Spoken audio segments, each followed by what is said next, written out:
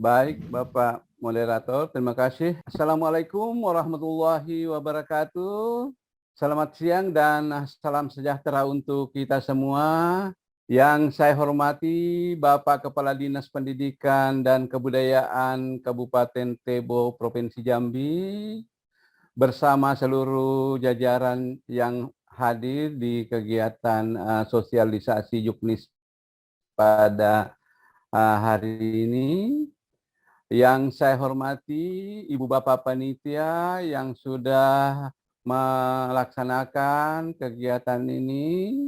Kemudian yang saya hormati Ibu Bapak narasumber yang akan menyajikan materi pada kegiatan sosialisasi hari ini, termasuk rekan kami Ibu Asri Ulfa Ramadhani dari Pusat Data dan Informasi. Selamat siang Ibu Asri.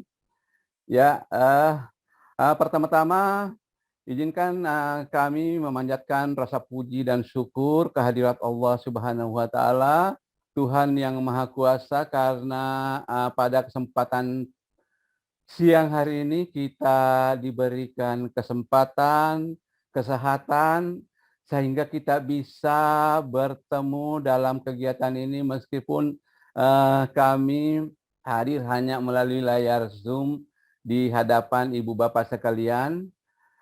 Mohon izin Pak Kadis, saya laporkan bahwa saya sekarang sebetulnya berada di Makassar.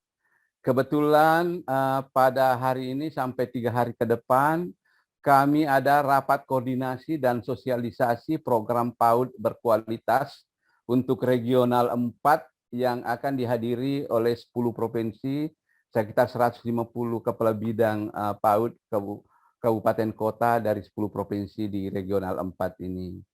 Jadi ya, syukur alhamdulillah karena fasilitas internet IT lewat Zoom ini kita masih bisa berkomunikasi sesuai dengan amanah yang disampaikan oleh panitia. Mudah-mudahan saya nanti bisa memberikan gambaran secara jelas terkait dengan Permendikbud nomor 9 tahun 2021 tentang petunjuk teknis pengelolaan dana BOP PAUD dan BOP kesetaraan. Meskipun yang hanya akan saya sampaikan adalah BOP PAUD-nya. Karena BOP kesetaraan satu Juknis, tetapi itu ada di Direktorat PMK, rekan kami di PMK yang akan mengawal, tetapi mungkin kali ini tidak dihadirkan sebagai narasumber. Ya. Itu Bapak Kadis dan teman-teman semua.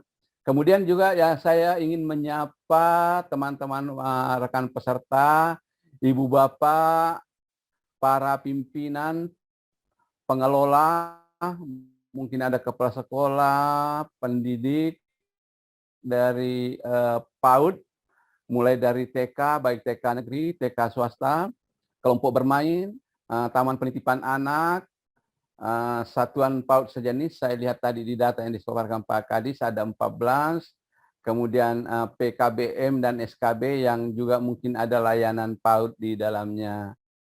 Ya, ya, baik Ibu Bapak di layar, mungkin Ibu Bapak sudah melihat Permendikbud nomor 9 tahun 2021 tentang Juknis pengelolaan dana BOP PAUD dan BOP kesetaraan. Nah, Juknis ini diundangkan pada tanggal 6 April 2021. Artinya secara yuridis ini telah berlaku sejak tanggal 6 April tahun 2021. Nah, baik, saya lanjut. Ada beberapa ketentuan umum ya, terkait di sini. Bisa dibantu ada ini storing suara dari peserta lainnya. Ini pertama, dana BOP PAUD itu merupakan biaya operasional pembelajaran dan dukungan biaya personal bagi anak yang mengikuti PAUD. Nah, ini yang ada di aturan umum. Meskipun ya Ibu Bapak sekalian kita tahu bahwa dana namanya dana operasional, tentu dana ini akan menjadi motor bagaimana dana ini bisa menghidupkan kegiatan utamanya pembelajaran dan bermain yang ada di satuan PAUD. Nah, peserta didik itu hanya penerima manfaat, dan peserta didik itu menjadi penghitung jumlah besaran berapa BOP yang diterima, tentu setelah diverifikasi oleh Bapak Ibu dari Dinas Pendidikan berapa. Nah, itu.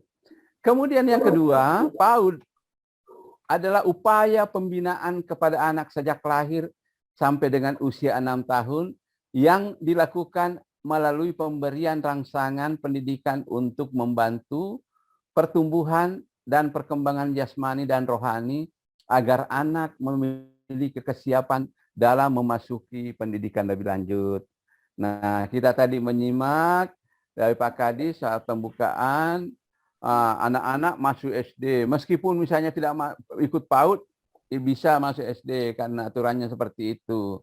Nah, tetapi SPM-nya ya yang mengatur standar pelayanan minimal mengatur diupayakan anak minimal 1 tahun berada di PAUD baru masuk SD. Tetapi kalaupun misalnya karena ada hal-hal yang tidak mendukung anak tersebut untuk mengikuti program PAUD, itu tidak menjadi masalah masuk di SD. Tetapi kita harapkan minimal anak-anak itu bisa mengenyam pendidikan di satuan PAUD minimal 1 tahun. Itu yang sedang diatur. Kebetulan saya hari Selasa kemarin ikut hadir di Kementerian Dalam Negeri dalam rangka ini perubahan Permendagri nomor 100 terkait dengan SPM, standar pelayanan minimal.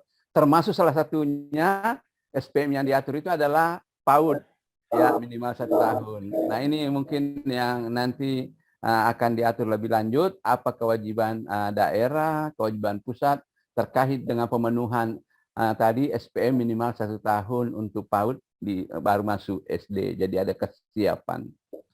Kemudian yang berikutnya, mohon maaf nomornya ini mungkin salah update, nomor 3. Dapodik. Nah, Dapodik ini sistem pendataan yang dikelola oleh Kementerian Pendidikan dan Kebudayaan yang memuat data satuan pendidikan, data peserta didik, data PTK, data dan substansi pendidikan yang datanya bersumber dari satuan pendidikan yang terus-menerus diperbaharui secara online. Nah, data Dapodik ini, Bu Bapak, menjadi salah satu indikator penting dalam realisasi BOP PAUD ini.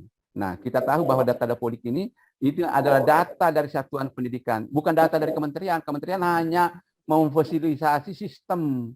Jadi kalau tidak ada dari data dari satuan pendidikan, tentu Dapodik ini tidak akan terisi. Ya, itu yang harus dipahami, Bapak sekalian.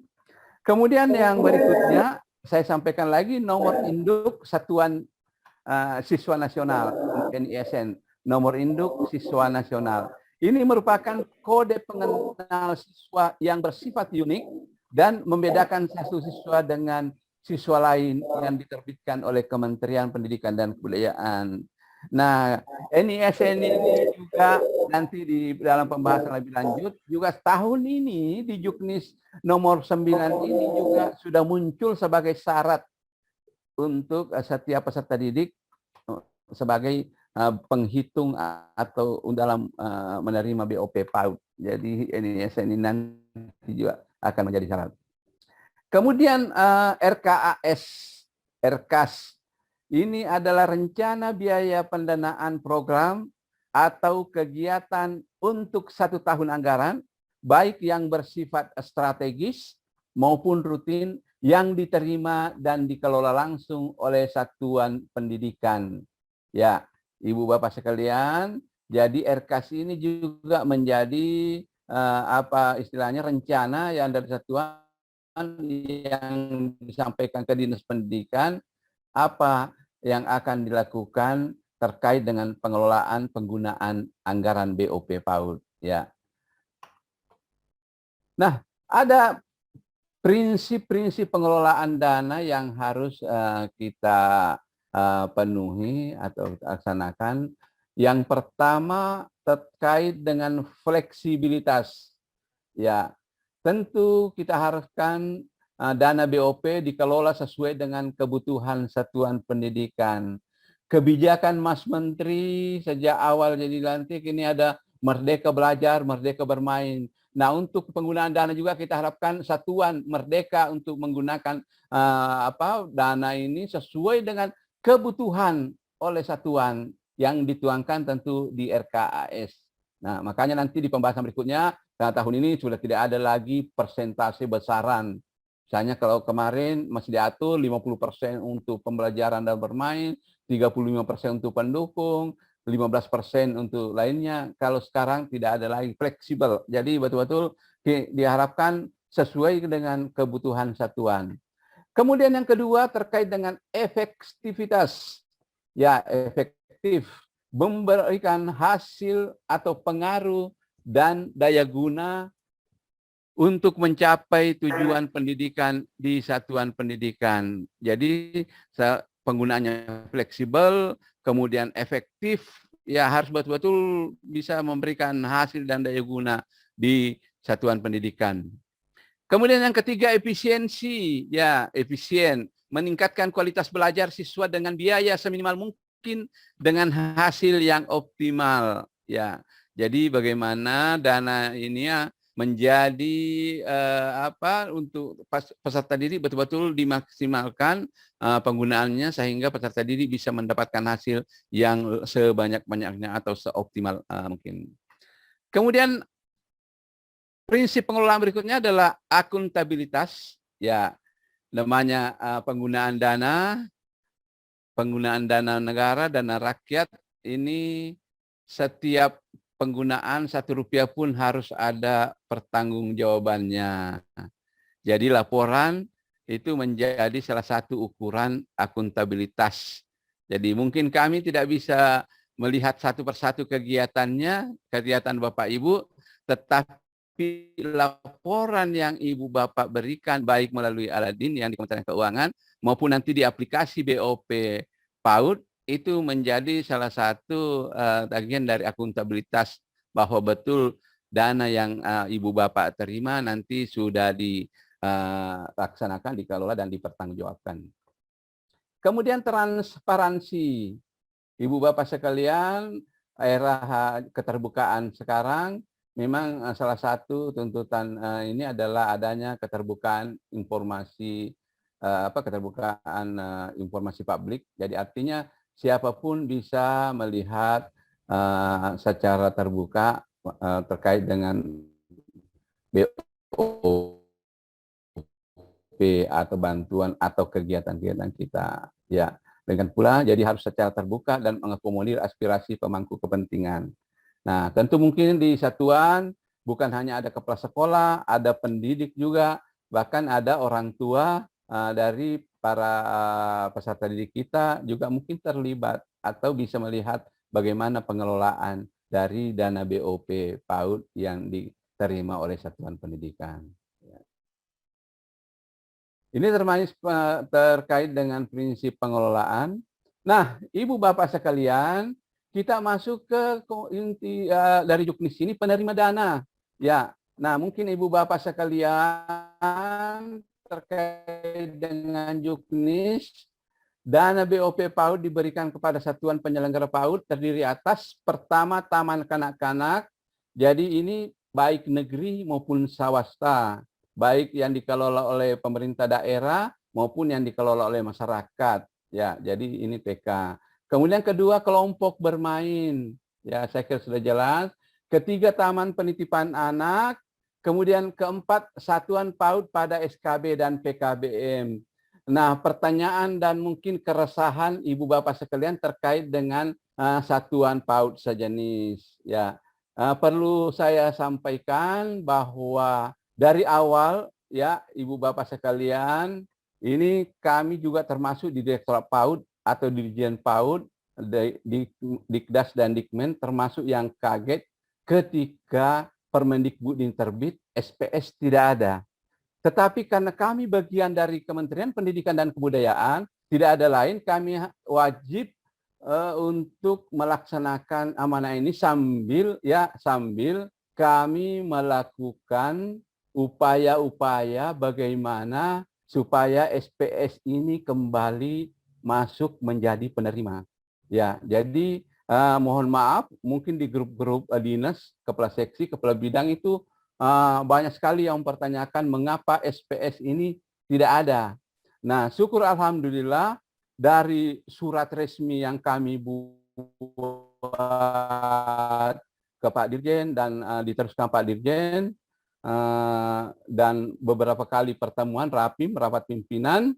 Nah, hari Selasa kemarin itu sudah rapat ya, jadi Bapak sekalian sudah rapat dihadiri oleh Dirjen, dihadiri oleh staf ahli bidang regulasi, staf khusus Menteri Bidang Pemerintahan, staf khusus Menteri Bidang isu-isu aktual, kemudian pejabat, ada beberapa pejabat eselon 1 dan 2 yang hadir pada pembahasan tersebut. Nah, semua sepakat untuk kembali mengangkat atau memasukkan SPS itu sebagai penerima bantuan, tetapi prosesnya sedang kami bekerja sama, kami berkomunikasi dengan Biro Hukum, karena Ibu Bapak perlu saya sampaikan namanya Permendikbud, Peraturan Menteri Pendidikan itu, ya saya kira Ibu Bapak sudah tahu bahwa itu harus melalui Kementerian Hukum dan HAM. Harus ada harmonisasi, setelah diharmonisasi ditindaklanjuti lagi untuk penerbitan penerbitan nomor apa istilahnya untuk dari Kementerian Hukum.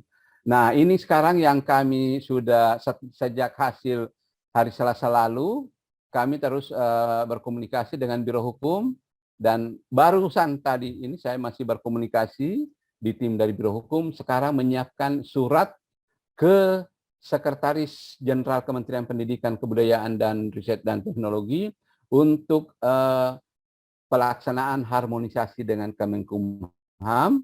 Ya, mudah-mudahan ya tidak lama waktunya Permendikbud nomor 9 ini sudah terbit perubahannya, di mana perubahannya itu adalah munculnya kembali satuan PAUD sejenis sebagai salah satu penerima BOP PAUD. Ya, mudah-mudahan ini bisa membuat bagi Bapak Ibu yang pengelola satuan PAUD sejenis kembali bersemangat dan termotivasi. Nah, dari awal ya Ibu Bapak, tidak ada niat kami sedikit pun untuk menghilangkan SPS ini. Bahkan mungkin Pak Kabid, Pak Kasih sudah lihat bahwa pada akhir Maret kami melakukan sosialisasi. Waktu itu memang Permendikbud belum terbit, baru kami sebut rancangan Permendikbud. Rancangan Permendikbud waktu itu SPS ada. SPS ada. Tetapi tiba-tiba Permendikbudnya terbit, SPS malah hilang. Nah, itu saya berikan gambaran sedikit. Jadi bukan kami di grup itu banyak diserang, mengapa Bapak menghilangkan SPS. Jadi mungkin kita sudah tahu bahwa tidak semudah itu, bahwa namanya Permendikbud banyak sekali pihak, dan ketika akan diundangkan itu kami tidak bisa lagi mengikuti, ya, sudah ada di pihak eselon 1 dan di kedua kementerian dalam penerbitannya. Ya, ini saya gambarkan sedikit Pak Kadis, Pak Kabid, dan Bapak Ibu Ketua Pimpinan Kepala Satuan, bahwa untuk SPS ini sekarang berproses untuk pembahasan harmonisasi dengan Kemenkumham, ya, dan mudah-mudahan secepatnya akan terbit perubahan Permendikbudnya, ya itu. Saya melanjutkan ke persyaratan, ya, setelah penerima, satuan yang bisa menerima, ini persyaratan. Nah, saya kira Ibu Bapak ketika masuk di Dapodik, itu sudah pasti Bapak Ibu pimpinan satuan punya NPSN, nomor pokok satuan satuan nasional, ya. Kemudian yang tidak kalah pentingnya, mengisi dan melakukan pemutakhiran Dapodik sesuai dengan kondisi real di satuan pendidikan. Artinya apa?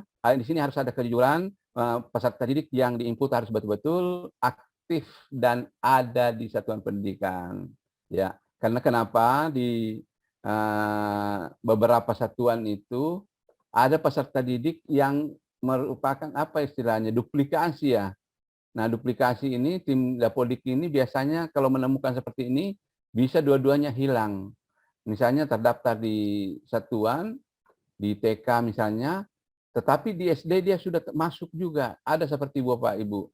Kami tidak tahu apakah ini lupa dikeluarkan padahal sudah tamat dan sudah masuk di Dapodiknya SD atau bagaimana. Nah, kita harapkan ini pemutakhiran Dapodik sesuai dengan kondisi real di satuan pendidikan terus diupayakan, dilaksanakan, diperbaharui. Kemudian C, ini memiliki jumlah peserta didik paling sedikit 9 orang. Artinya di salah satu satuan itu kalau kurang dari 9 itu tidak bisa menerima BOP. Kecuali untuk satuan pendidikan yang berada di daerah khusus.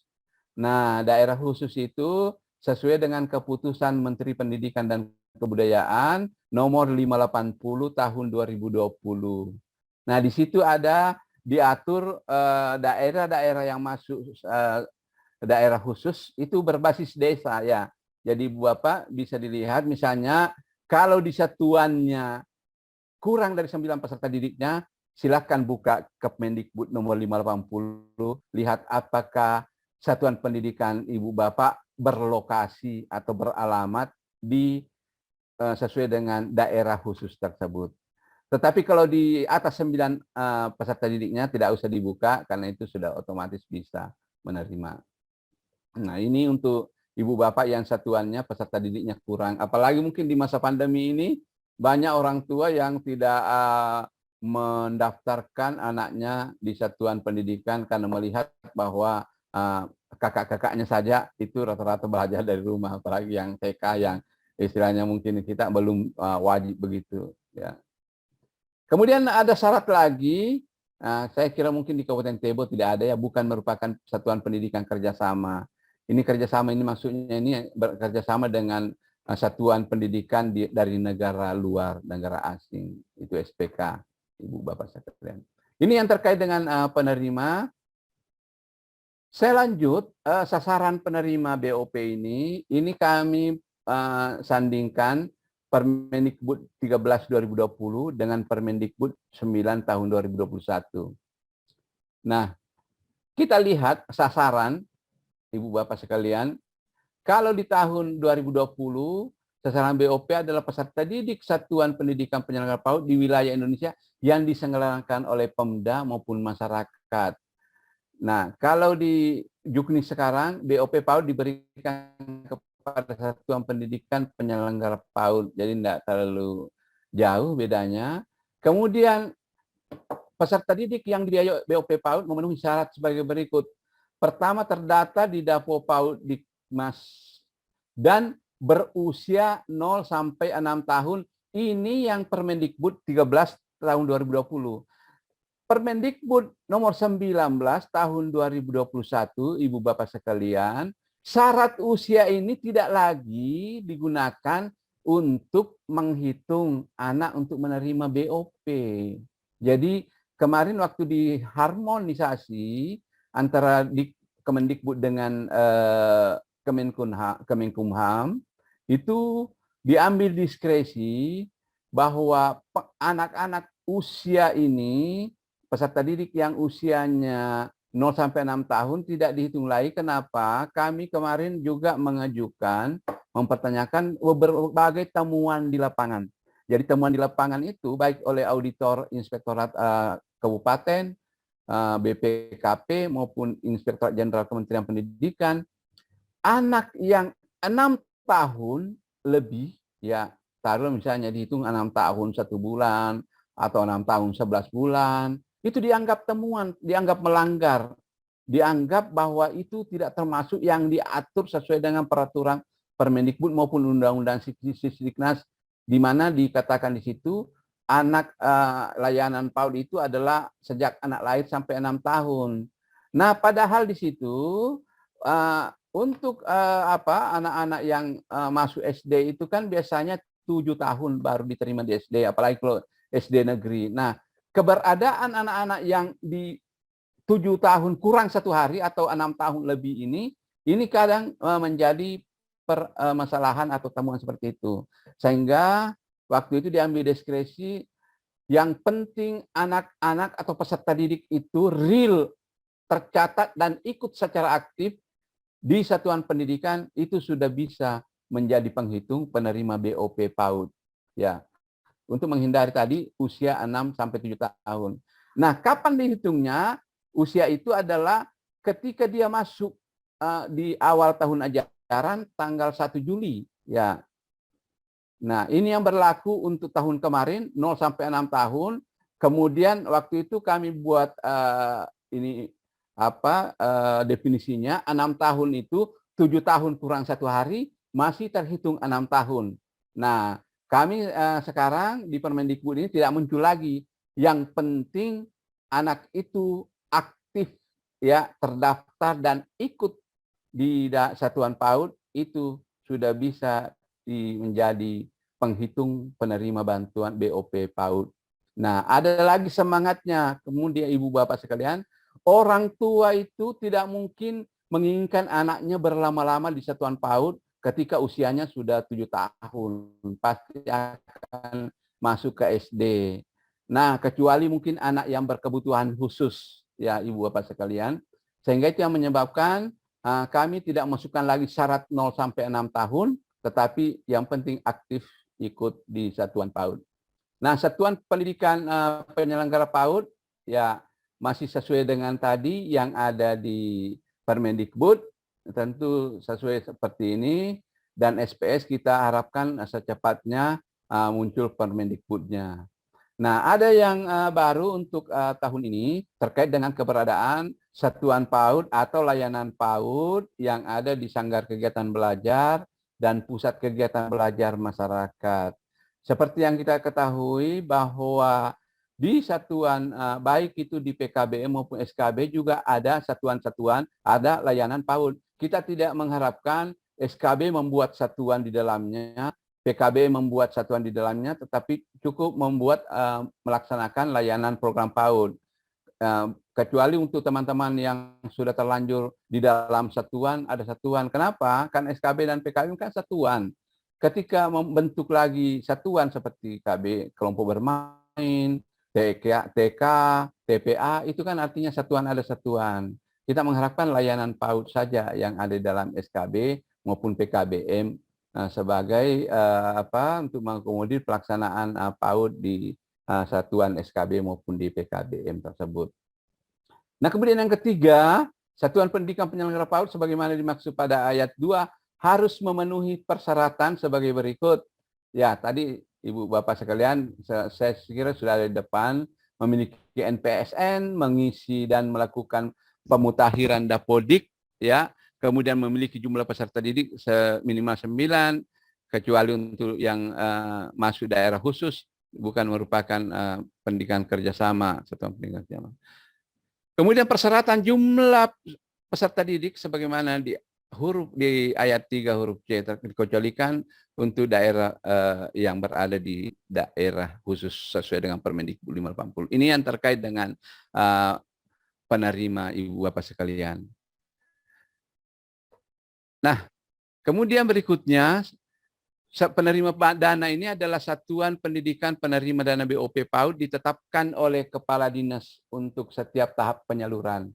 Ibu Bapak sekalian, Bapak Kepala Dinas, Kepala Bidang, nah kita hasil evaluasi tahun 2020 itu memperlihatkan bahwa di berbagai daerah atau di beberapa kebanyakan daerah ini juga banyak tertunda atau BOP-nya mundur karena proses birokrasi, ya, karena ketika sebelum tahun 2020 saat ini tahun 2020 ke atas itu penetapan dilakukan oleh kepala daerah. Kemudian Ibu Bapak sekalian, besaran alokasi dana BOP dihitung berdasarkan jumlah peserta didik dikalikan satuan biaya dana BOP PAUD. Kemudian peserta didik sebagaimana dimaksud nomor 1 merupakan peserta didik yang memiliki NISN. Jadi Ibu Bapak sekalian, untuk tahun 2021 ini NISN ini sudah muncul muncul, ya sudah diberlakukan sebagai salah satu syarat anak atau bisa menjadi penghitung penerima BOP PAUD harus ada NISN-nya. Nah, ini juga berada di teman-teman di Pusdatin yang mengupdate terus NISN-nya, dan basis data NISN ini biasanya itu data dasar kependudukan, nomor induk kependudukan. Nah, ini mungkin juga teman-teman di satuan, kalau tahun-tahun lalu NISN ini belum menjadi syarat, sekarang sudah diberlakukan syarat untuk peserta didik bisa dihitung sebagai penerima BOP. Kemudian satuan biaya dana BOP PAUD sebesar 600.000 per peserta didik. Tentu kalau dibagi dua berarti 300 untuk tahap pertama, 300 untuk tahap kedua. Ya. Kemudian jumlah peserta didik pada satuan pendidikan penyelenggara PAUD sebagaimana di atas ditetapkan oleh Kepala Dinas berdasarkan data peserta didik pada Dapodik. Ya. Kemudian besaran alokasi dana BOP PAUD disalurkan kepada satuan pendidikan sesuai ketentuan peraturan menteri yang menyelenggarakan urusan pemerintahan di bidang keuangan mengenai pengelolaan DAK non-fisik. Artinya untuk sekarang ini tahun 2021 anggaran atau dananya itu masih dari kas negara RKUN ditransfer kepada RKUD, kas daerah. Dari kas daerah itu ditransfer ke Dinas Pendidikan berdasarkan penetapan atau pengajuan dari Dinas Pendidikan ke RPKAD atau BPKAD. Nah, dari Dinas Pendidikan baru ditransfer ke satuan swasta atau yang dikelola oleh masyarakat, tetapi untuk satuan negeri, baik TK negeri maupun SKB, itu pengelolaannya ada di Dinas Pendidikan. Satuan negeri hanya membuat atau mengajukan RKAS, tetapi yang mengelola anggarannya adalah Dinas Pendidikan Kabupaten Kota. Nah, saya kira ini jumlah alokasi BOP PAUD tahun 2021, Ibu Bapak sekalian. Jadi ada 4.014.724 juta dengan total sasaran peserta didik ini 6.691.207 orang. Nah, di data Dapodik kemarin yang sinkron itu ada sekitar 6,5 sekian, masih ada selisih 100. Tetapi anggaran ini kan sudah dipagukan ke Dinas Pendidikan Kabupaten Kota. Artinya apa Ibu Bapak sekalian? Mungkin ada di satu daerah berlebihan, ada di daerah yang lain kekurangan, tetapi untuk sementara anggaran itu tidak bisa apa-apakan, yang berlebihan juga tidak bisa diberikan kepada yang kurang juga tidak bisa ditambahkan pada daerah yang lebih. Ini salah satu permasalahan juga terkait dengan besaran pagu di Kabupaten Kota. Saya tidak tahu untuk Kabupaten Tebo ini, mudah-mudahan dananya tidak berkekurangan dari pagu yang sudah diberikan atau dialokasikan. Kemudian penggunaan dana BOP PAUD. Jadi dana BOP PAUD digunakan untuk membiayai kegiatan operasional pendidikan pada satuan pendidikan yang terdiri atas 3 komponen Ibu Bapak sekalian. Pertama, komponen pelaksanaan kegiatan pembelajaran dan bermain. Kemudian yang kedua, pelaksanaan kegiatan pendukung pembelajaran dan bermain. Dan yang ketiga itu adalah pelaksanaan administrasi satuan pendidikan.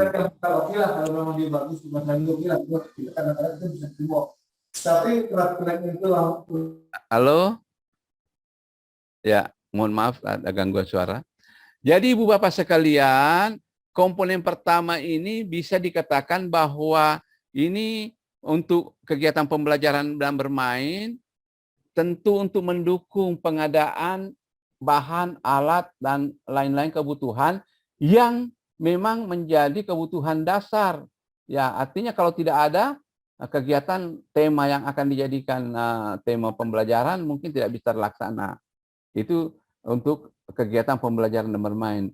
Untuk pelaksanaan kegiatan pendukung pembelajaran artinya bahan-bahan, kebutuhan, dan di sini termasuk juga mungkin honorarium untuk pendidik, mungkin untuk tenaga kependidikan, ya, bisa dialokasikan di kegiatan pendukung, dan sedangkan untuk administrasi satuan pendidikan adalah untuk kebutuhan-kebutuhan ringan satuan pendidikan, misalnya mungkin ada perbaikan-perbaikan misalnya yang ringan, kunci ruangan misalnya, pengadaan servis-servis alat-alat atau perbaikan APE luar misalnya dan lain sebagainya, ini bisa.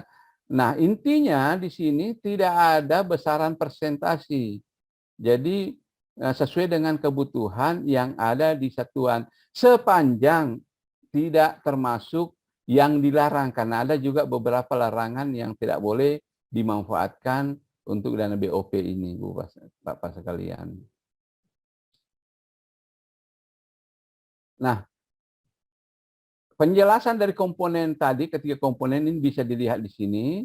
Untuk Permendikbud 2009 saya sebutkan saja, misalnya komponen pelaksanaan kegiatan pembelajaran dan bermain, itu untuk pelaksanaan pembelajaran dan bermain yang apabila bahan atau peralatan tersebut tidak ada, maka kegiatan pembelajaran dan bermain pada tema tertentu tidak dapat dilaksanakan. Artinya apa ini? Ini merupakan kegiatan pembelajaran, bukan pendukung pembelajaran dan bermain. Artinya yang sangat vital memang yang dibutuhkan pada tema-tema tertentu yang akan diangkat.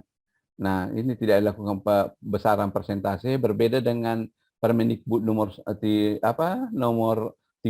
tahun lalu, itu ada besaran persentasenya. Nah, di sini ada seperti, ya, artinya pasir kinetik, bola dunia untuk tema alam dan semesta, kartu gambar binatang, pasal binatang untuk tema binatang, replika kendaraan, replika komponen kendaraan untuk tema kendaraan, pakaian adat, alat musik tradisional untuk tema budaya, peralatan masak replika makanan untuk tema makanan, dan atau ada tidak terambil ya, dan atau tadi. Nah,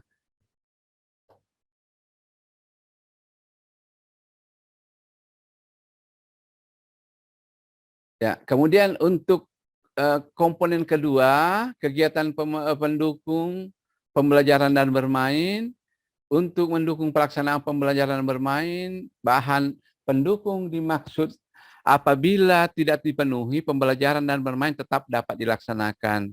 Ya, namanya pendukung, Ibu Bapak sekalian, artinya kalau tidak ada pun kegiatan atau tema yang sudah ditetapkan tetap bisa dilaksanakan.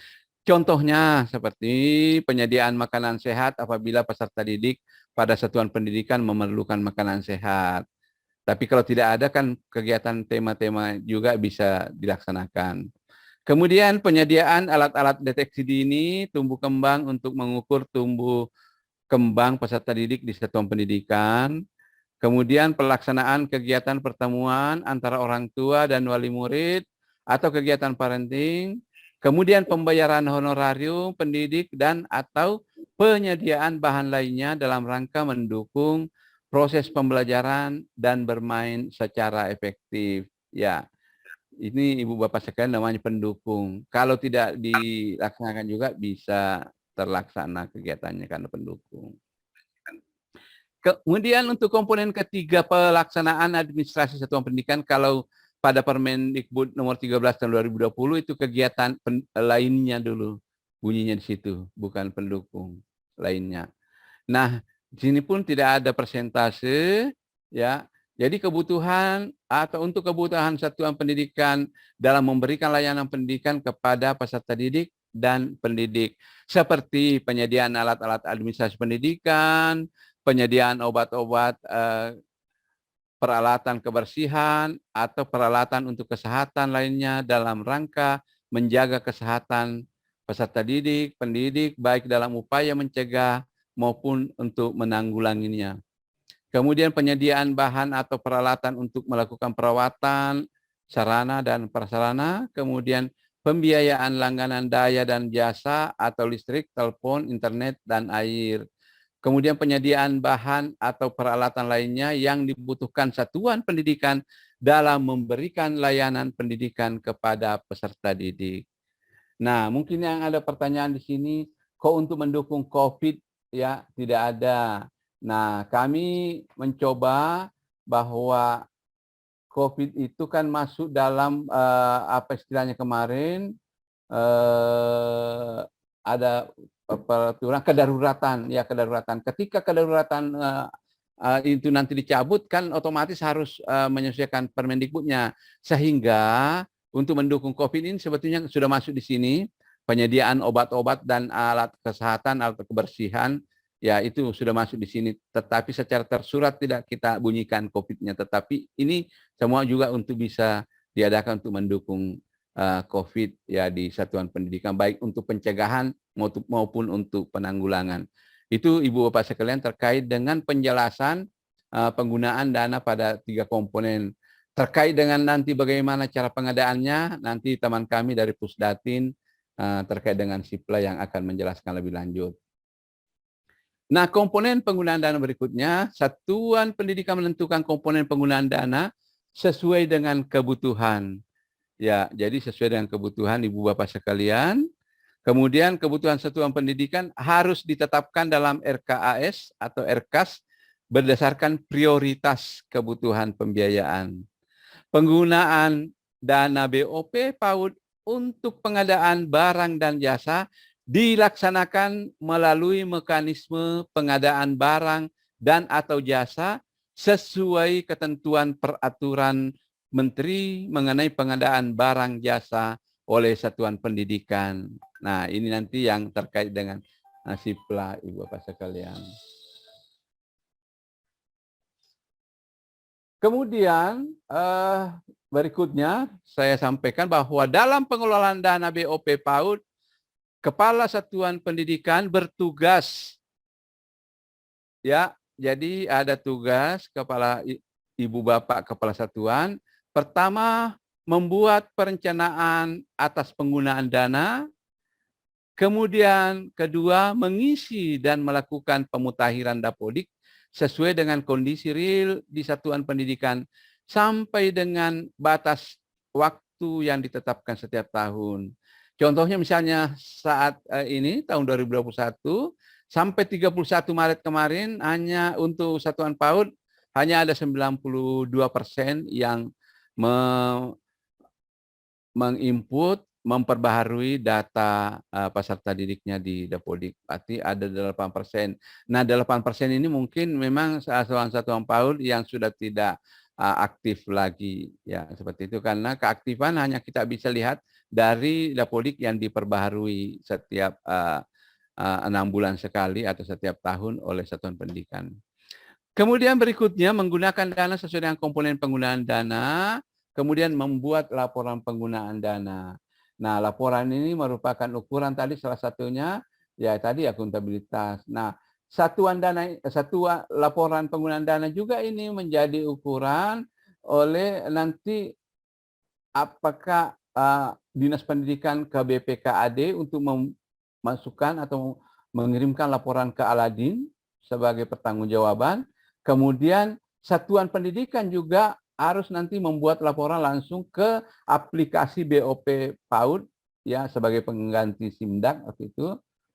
Sekarang aplikasi BOP PAUD nanti satuan jadi di samping memberikan laporan kepada Dinas Pendidikan sebagai bahan BPKD untuk membuat laporan ke Kementerian Keuangan, satuan juga harus membuat laporan ke aplikasi BOP PAUD ya untuk lihat Ibu Bapak sekalian.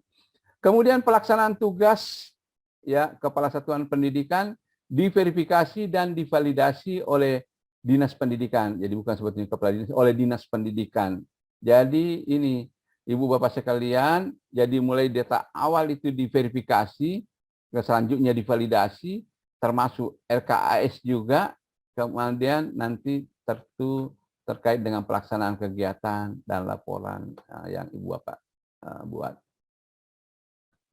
Kemudian dalam pengelolaan dana BOP PAUD, Kepala Satuan Pendidikan dilarang. Nah, Ibu Bapak, nanti larangan ini silakan dibaca saja. Jadi tetap juga walaupun diberikan seluas-luasnya fleksibilitas mungkin kepada satuan untuk menggunakan, merencanakan dana ini, tetap ada larangan-larangan yang tidak boleh dilakukan oleh pengelola BOP PAUD ini, ya.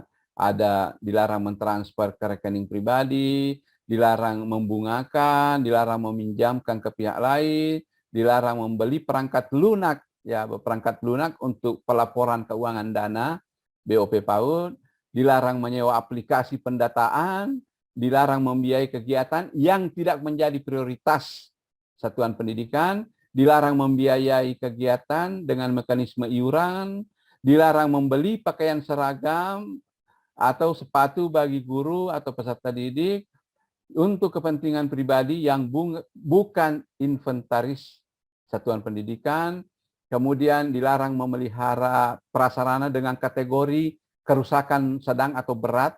Artinya ini kan akan memakai dana yang cukup besar, ya. Jadi itu hanya kerusakan ringan saja yang boleh. Kemudian dilarang membangun gedung atau ruangan baru, ya.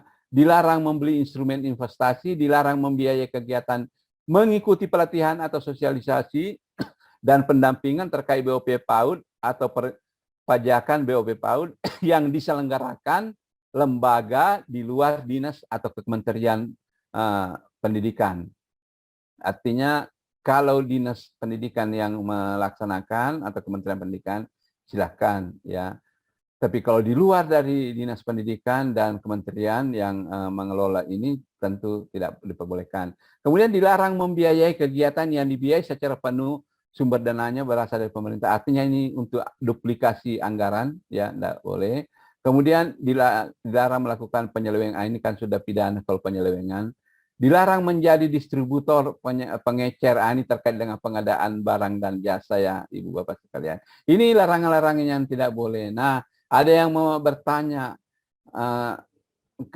pada saat kami melakukan sosialisasi waktu masih rapat rancangan Permendikbud, itu dulu tahun lalu juga ada larangan membeli alat elektronik termasuk laptop, printer, dan sebagainya. Nah, sekarang larangan itu sudah tidak ada. Artinya apa? Kalau memungkinkan dananya dan satuan pendidikan membutuhkan, ya, kebutuhan mendesak untuk pengadaan laptop atau printer, silahkan saja ini kalau memungkinkan. Tapi jangan sampai hampir keseluruhan dana dipakai untuk membelanja laptop dan printer atau sejenisnya, ya, Bapak Ibu sekalian. Tetapi larangan itu sudah tidak ada, meskipun kita tidak mengatur untuk pembelian. Kalau diatur itu tentu ada aturan-aturan lagi. Karena memang untuk penggunaan dana ini dikembalikan kepada kebutuhan prioritas dari satuan pendidikan. Nah, itu Bapak, Ibu, Bapak sekalian. Kemudian yang keempat, kepala satuan pendidikan yang melanggar ketentuan larangan di atas akan dikenai sanksi atau ketentuan sesuai dengan peraturan perundangan yang berlaku. Ibu, Bapak sekalian, itu terkait dengan larangan. Kemudian dalam pengelolaan dana BOP PAUD, ya, Ibu, Bapak sekalian, pemerintah daerah membentuk tim BOP PAUD daerah sesuai dengan kewenangannya, ya. Tim BOP PAUD daerah ditetapkan oleh kepala dinas dengan struktur keanggotaan paling sedikit terdiri atas, ya. Jadi paling sedikit ada pengarah, ada penanggung jawab, dan ada pelaksana. Ini paling sedikit, Ibu Bapak sekalian, bisa dikembangkan sesuai dengan kebutuhan di daerah tersebut.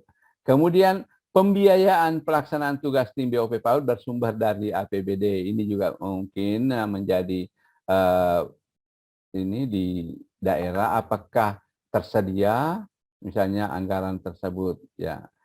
Kemudian tugas dari tim BOP PAUD daerah ini, Bu Bapak sekalian, adalah mengkoordinasikan satuan PAUD untuk melakukan pemutakhiran data satuan pendidikan dalam Dapodik, ya, karena ini biasa yang setiap tahun kami kewalahan untuk bagaimana menginformasikan supaya satuan secepatnya atau segera mengupdate, menginput, dan memperbaharui data-data Dapodiknya. Kemudian melakukan verifikasi, validasi kelengkapan dan kebenaran isian data, ya, baik peserta didiknya, pendidiknya, dan data-data lainnya. Kemudian saya melakukan sosialisasi, edukasi, pelatihan, dan bimbingan teknis pengelolaan dana BOP PAUD. Ya, jadi ini ya mungkin yang ini seperti yang kita laksanakan sekarang ini. Jadi Dinas Pendidikan melakukan sosialisasi, ya, edukasi, pelatihan bimbingan teknis pengelolaan dana BOP PAUD. Ya, Ibu Bapak sekalian. Kabupaten Tebo telah melaksanakan ini. Ya. Kemudian melakukan pemantauan pelaksanaan dana BOP PAUD. Ini sudah pasti kalau kegiatan ini nanti sudah menerima dana, tentu Dinas Pendidikan akan memantau baik secara langsung maupun tidak langsung penggunaan dana atau pengelolaan dari Ibu Bapak sekalian. Kemudian melakukan verifikasi dan validasi RKAS penerima dana BOP PAUD. Ya, karena juga tidak serta-merta RKAS yang diajukan oleh satuan bisa ini harus tetap dicermati. Jangan-jangan ada yang tidak menjadi prioritas sebetulnya tapi dimasukkan di RKAS. Padahal masih ada prioritas-prioritas yang lain yang lebih mendesak. Kemudian membuat laporan dana BOP PAUD penggunaan. Kenapa? Karena nanti ini yang menjadi akan diteruskan BPKAD untuk membuat laporan ke Kementerian Keuangan. Kemudian melakukan monitoring pelaksanaan program dana BOP PAUD dan memberikan pelayanan penanganan pengaduan masyarakat dengan menyediakan saluran informasi khusus dana BOP PAUD. Ya, kemudian berikutnya dalam pengelolaan dana BOP PAUD, tim BOP PAUD daerah dilarang. Jadi ada juga larangannya. Saya kira larangannya ini normatif Ibu Bapak sekalian.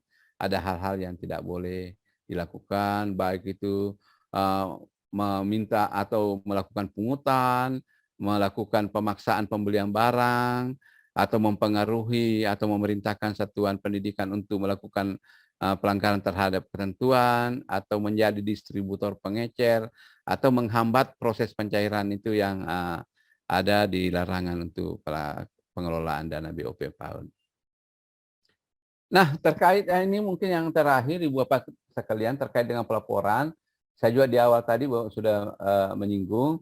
Nah, pemerintah daerah melaporkan dana BOP PAUD sesuai ketentuan peraturan menteri yang menyelenggarakan urusan pemerintahan di bidang keuangan.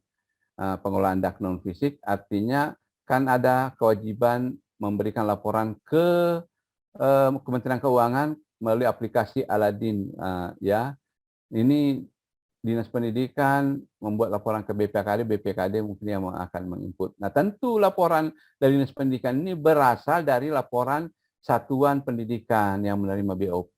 Jadi Dinas Pendidikan merangkum dan memberikan kepada BPKD untuk Nah, Satuan Pendidikan melaporkan pengelolaan BOP PAUD kepada Dinas, ya, dan Kementerian melalui sistem aplikasi pengelolaan dana BOP PAUD. Ya, jadi Satuan Pendidikan harus pertama memberikannya laporannya kepada Dinas Pendidikan, kemudian memberikan laporannya ke Kementerian melalui aplikasi sistem pengelolaan dana BOP PAUD. Kemudian ketiga, pelaporan pengelolaan dana BOP PAUD disusun dengan ketentuan sebagai berikut. Ya, tentu pencatatan penggunaan dana sebagai bahan yang pertama, kemudian penyusunan laporan penggunaan dana, kemudian pengumpulan dokumen lain yang diperlukan dalam pelaporan. Nah, kemudian pembinaan, ini SPEM ini, Kepala Dinas Pendidikan melakukan pembinaan kepada Kepala Satuan Pendidikan dalam melaksanakan tugas paling sedikit melalui. Nah, tadi Pak Kadis sudah memberikan bagaimana kebijakan Dinas Pendidikan ya terkait dengan pengelolaan dana. Ini nih, sosialisasi, edukasi, pelatihan, bimbingan teknis seperti itu. Kemudian Menteri, Gubernur, dan Bupati Wali Kota melakukan pemantauan dan evaluasi terhadap pengelolaan dana BOP PAUD sesuai kewenangannya. Nah, kemudian ada ketentuan-ketentuan lain, Ibu Bapak sekalian, bahwa biaya operasional Satuan Pendidikan penyelenggara PAUD yang diselenggarakan pemerintah daerah tidak ditetapkan sebagai penerima atau tidak menerima BOP PAUD, itu menjadi tanggung jawab pemerintah daerah. Nah, mungkin berapa ini Bapak ya.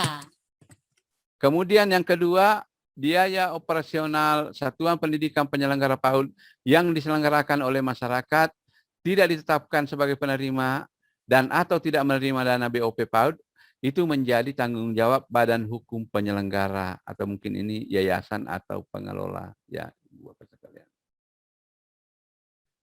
Kemudian dalam merencanakan penggunaan dana BOP PAUD, Satuan Pendidikan harus memastikan sesuai dengan kebutuhan operasional pendidikan yang akan dilaksanakan. Kemudian kedua, dalam merumuskan kebutuhan operasional pendidikan, satuan pendidikan membuat skala prioritas kebutuhan yang kemudian ditetapkan ke dalam RKAS. Kemudian dalam kebutuhan kegiatan operasional pendidikan yang telah dituangkan di RKAS belum dapat memenuhi kebutuhan satuan pendidikan, maka satuan pendidikan dapat menyesuaikan RKAS. Artinya apa Ibu Bapak sekalian? Kalau sudah menyusun memberikan RKAS kepada Dinas Pendidikan, tetapi di kemudian hari ternyata ada yang perlu disesuaikan, ada yang perlu dirubah, silakan ajukan RKAS perbaharui ke Dinas Pendidikan dan tentu mendapatkan persetujuan dari Dinas Pendidikan. Ya. Kemudian yang keempat, dalam merumuskan kebutuhan kegiatan operasional pendidikan harus melakukan pengelompokan kegiatan sesuai dengan komponen penggunaan dana BOP PAUD. Ya, seperti tadi ada 3 komponen. Komponen pertama pembelajaran dan bermain, kedua pendukung pembelajaran bermain, ketiga pemenuhan administrasi satuan. Seperti itu. Kemudian dalam hal kebutuhan satuan pendidikan tidak relevan dengan komponen penggunaan dana BOP PAUD, satuan pendidikan harus menggunakan sumber pembiayaan yang lain untuk memenuhinya. Artinya kalau tidak tercakup di 3 komponen itu, maka sumber dananya tidak boleh menggunakan dana BOP, harus dari dana di luar BOP. Ya. Ibu Bapak sekalian, saya kira itu yang bisa saya sampaikan terkait dengan Permendikbud nomor 9 tahun 2021 tentang petunjuk teknis pengelolaan dana BOP PAUD. Ya, Ibu Bapak sekalian. Saya kembalikan ke moderator, mungkin ada hal-hal yang perlu didiskusikan. Sebelumnya saya sampaikan terima kasih. Billahi taufiq wal hidayah. Assalamualaikum warahmatullahi wabarakatuh.